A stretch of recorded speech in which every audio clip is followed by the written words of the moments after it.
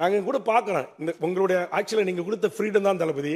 நான் பார்க்குறேங்க, அதிமுக மாண்புமிகு எடப்பாடியிலிருந்து அத்தனை முன்னாள் அமைச்சர்களும் நம்முடைய அமைச்சர்கள் எம்எல்ஏக்களோட கைகுலுக்கி நட்பு பாராட்டி நீங்கள் இல்லை வர்றதுக்கு முன்னாடி இங்கே வந்து பேசுகிற இந்த வரலாறு இருக்கு பாருங்க. இது தமிழ் சமூகத்திற்கு தேவை. வாழ்கின்ற காலம் கொஞ்சம் காலம், ஆனால் அரசியலாக மக்களை நம்ம சந்திக்கிறோம், தேர்தலுக்கு வரோம். ஆனால் இங்கே எதிர்முதிரமாக இருக்கிறது. அம்மையார் ஜெயலலிதா இருக்கும்போது பார்த்தாலே முடிஞ்சு போச்சு, மறுநாள் பதவி காலி. அந்த ஒரு ஃப்ரீடம் இன்னைக்கு ஏவ வேலைன்னங்கிட்டலாம்.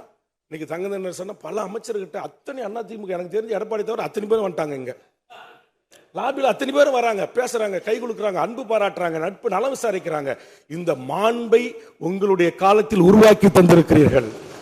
அந்த மாண்பை கடைபிடிக்கிற அமைச்சர் பெருமக்களுடையோ எம்எல்ஏ மாவட்ட கழக செயலாளரையோ ஒருபோதும் நீங்களோ துணை முதலமைச்சரோ கடிந்து கொள்ளவில்லை. அதையும் நான் எண்ணி பார்க்கிறேன்.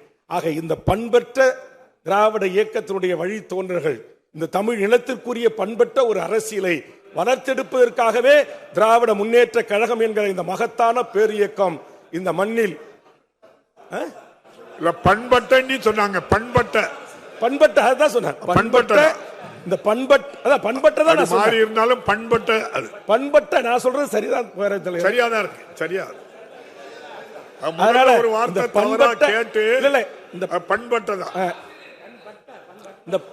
இந்த பண்பற்றன்னு சொல்லல, பண்பட்ட இந்த அரசியலை தளபதிக்கும் பின்னால் நம்முடைய இளைஞனி துணை முதலமைச்சர் அவர்களும் ஏனைய மூத்த அமைச்சர் பெருமக்களும் இன்றைக்கு கடைபிடிப்பது என்பதும் உண்மையிலேயே இன்றைக்கு மனநிறைவாக இருக்கிறது. அந்த மனநிறைவான இந்த அரசியலை செய்கின்ற திராவிட முன்னேற்ற கழக தலைமையிலான இந்த அரசில் நான் சட்டப்பேரவை உறுப்பினராக இருந்து பணியாற்றி நான் இங்க எல்லா எதிர்க்கட்சி தலைவர்களும் வரவேற்பாங்க. குறிப்பா அந்த தொழிலாளர் சட்டம் ஒற்றையாளா போய் தளபதி கிட்ட சொன்னேன். மறுநாளே கூட்டணி கட்சி தலைவர்கள் எல்லாரும் போய் சொன்னோம், உடனடியா ரத்து.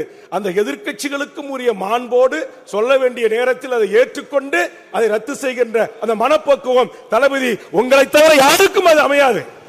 அதே மாதிரி உயர்கல்வித்துறை அமைச்சர் என்னுடைய திராவிட முன்னேற்ற கழகத்தினுடைய ரூம்மேட்ஸ் கோவி செழியன் அவர்களால் கொண்டு வரப்பட்ட அந்த உயர்கல்வித்துறைக்கான அந்த சட்டம் இன்னைக்கு திரும்ப பெற்றிருக்கு.